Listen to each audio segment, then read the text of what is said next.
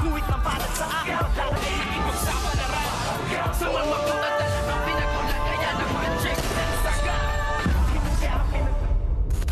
Good morning and welcome sa aking munting channel. At dito ay muli na namang napasabak nga itong si Tanggol kasama si Bubbles para nga kastiguhin ang tatlong lalaki na siyang nangungutong sa lola nga ni Bubbles. At dito nga ay talagang pinakita na naman ni Tanggol ang kanyang tikas at tapang para kalabanin ang tatlong malalaking lalaki na siyang nangungutong dito nga sa lola ni Bubbles. At dito ay tuwang-tuwa nga itong lola ni Bubbles at sabi nga niya, "Salamat anak Tanggol, lang dahil sa'yo ay nakastigo ang mga lalaking nangungutong sa akin at ngayon ay meron na silang katapat at meron na silang katatakutan." At dito naman ay talagang ipinakita rin ni Bubbles ang kanyang kakayahan bilang isang babae na hindi lang siya basta babae, na kayan-kayanan ng sinuman. Kaya dito nga ay talagang nakipagbakbakan at nakipaglaban din muli itong si Bubbles na kinagulat ng lahat na ganoon kalakas at katikas si Bubbles na kayang-kayang patumbahin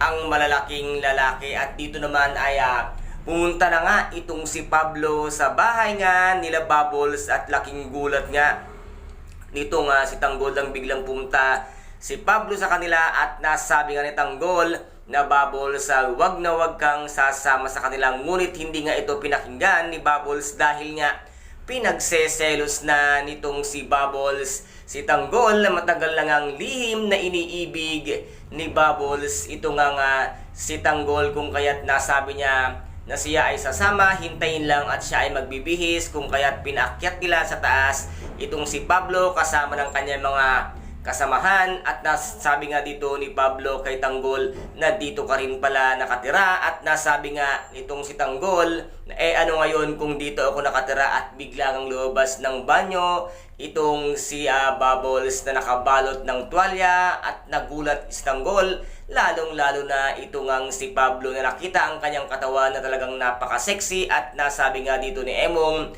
na sexy ang pinsan ko, kung kaya't nanlaki ang mata nitong si Pablo. At ito rin si Tanggol ay lihim na may pagnanasa nga dito kaya Bubbles. And guys, ito po ang ating pakaabangan dito nga sa tinaguriang pambansang teleserye FPJ ang Batang Quiapo. At kung nagustuhan po ninyo ang aking videos for today, paki-subscribe na lamang po ng aking channel, paki-like and share para maging update kayo sa lahat ng gagawin kong videos. Maraming salamat po, ingat, God bless and bye-bye!